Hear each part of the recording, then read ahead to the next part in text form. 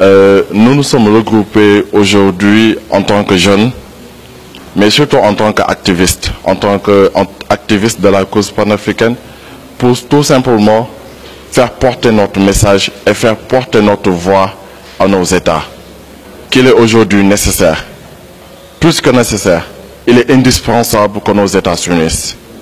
Sans union, le développement ne serait qu'utopie et rêve.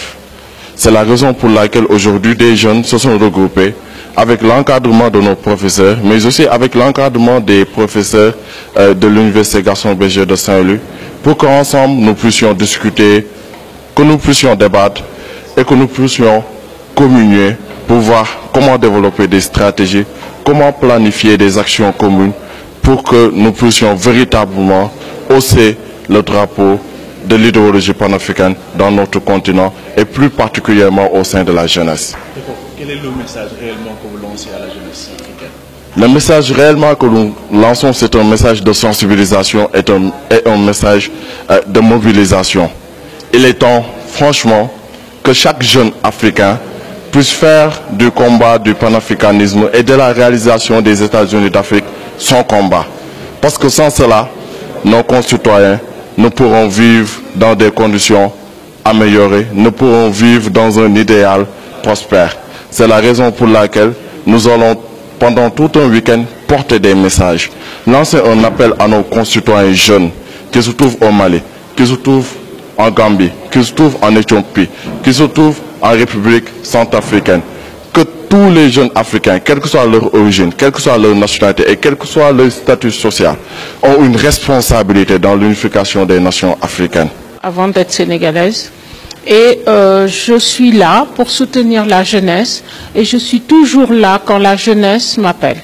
Quel est le regard que vous jetez par rapport à cette initiative qu'ont pris ces jeunes? Je suis très fière et d'ailleurs je ne me suis engagée dans l'activisme panafricain que pour soutenir la jeunesse parce que notre génération elle a failli.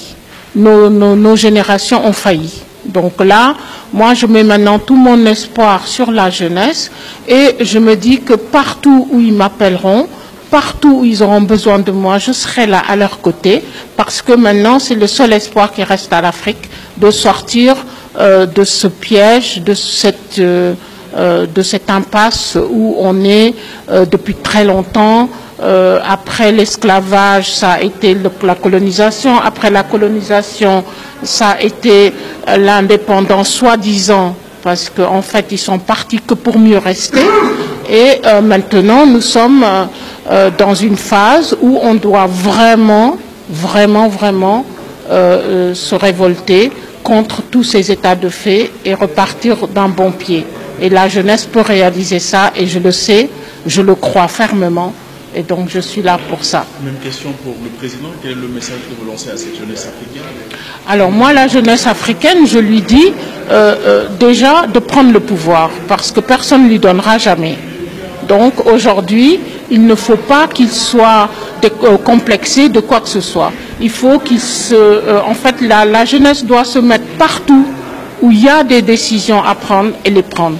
Partout où il y a du pouvoir à prendre, il faut que la jeunesse vienne et dire je prends le pouvoir ici, je prends le pouvoir là, parce que nous, on leur donnera jamais. Vous avez bien vu tout ce qui nous dirige, voilà.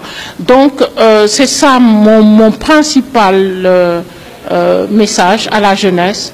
Prenez le pouvoir, allez partout où il y a du pouvoir et prenez-le.